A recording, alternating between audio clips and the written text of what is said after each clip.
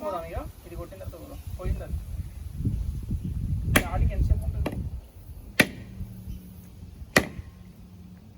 ఎక్కడ త్రీ కొబ్బరికాయలు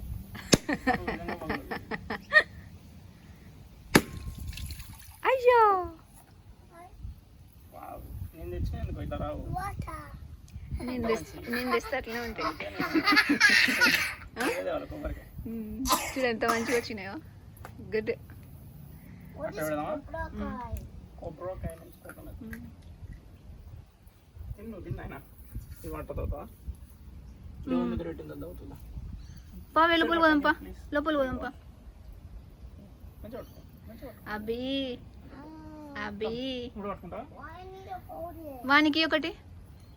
నా అబ్బికి